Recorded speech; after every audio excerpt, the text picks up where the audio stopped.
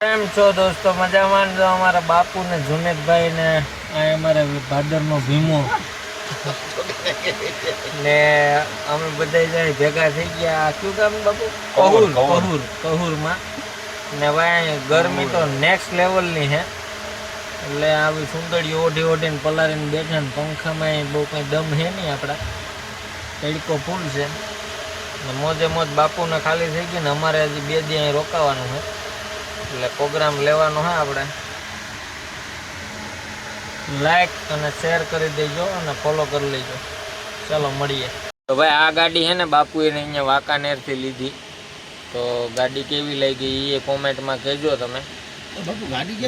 જો આવી મોજે મોજ છે અમારી ગાડી. કઈ દુનિયાની પડી. આ બધા ઘઉં ભરી ભરીને આવી ગયા ને આ કંપનીમાં આપણે ખાલી કરવાની છે.